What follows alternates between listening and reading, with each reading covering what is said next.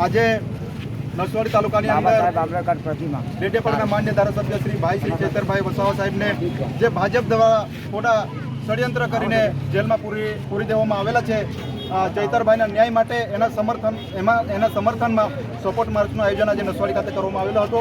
ત્યારે સંખેડા વિધાનસભાની અંદર આવતા તમામ ગામના લોકો આજે નસવાડીમાં ઉમટી પડેલા છે। ચૈતરભાઈને ભાજપ ખોટા કેસો કરીને ભાજપની અંદર લઈ જવા માટે કાવા દાવા કરી રહેલા છે। ત્યારે ભાજપની આ ભારતીય જનતા પાર્ટીની સરકારને 30 વર્ષથી ચલાવી રહેલી છે એમને હું કહેવા માંગુ છું, આ આદિવાસી સમાજનો દીકરો છે, એ શોષિતો પીડિતો ઓબીસી સમાજ હોય, માઇનોરિટી સમાજ હોય, એસસી સમાજ હોય, તમામ લોકોના અધિકાર માટે લડે છે।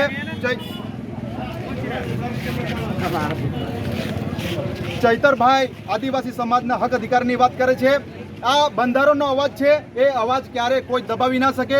આ દેશમાં બંધારણથી ચાલતો આ દેશ છે, ત્યારે આ ભારતીય જનતા પાર્ટીની અંદર રહેલા લોકો કોઈ મા બેન દીકરીઓના રેપ કરે છે, બળાત્કાર કરે છે, મારી નાખવામાં આવે છે અને કોઈ ખોટા ધંધા કરે છે, એને ભાજપમાં લઈ જાય એટલે એકદમ ચોખ્ખો કરી નાખે છે અને જે સામે વિપક્ષમાં હોય છે એનો અવાજ દબાવવાનો અને એમને યાતના આપવામાં આવે છે। ત્યારે આજે ચૈતરભાઈને આખા પરિવારને સાથે 17 થી 18 દિવસનું એક નાનું બાળક છે, એને પણ એ લોકો દયા નથી કરતા। ત્યારે આવનાર સમયમાં ચોક્કસપણે આ ગુજરાતની જનતા એમને જવાબ આપવાની છે। પૂરી ઉમરગામથી અંબાજી સુધી તમે લખી રાખજો, આવનાર 2027માં ભાજપના સુપડા સાફ કરી નાખનાર છે।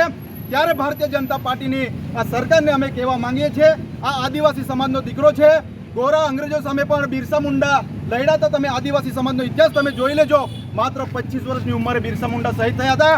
ચૈતરભાઈ માટે આવનાર સમયમાં અમારા હક અધિકાર માટે લડે છે। આવનાર સમયમાં આ આદિવાસી સમાજ ચૈતરભાઈ માટે અમારું ધડ પણ ધરી દેવા તૈયાર છે। આવનાર સમયમાં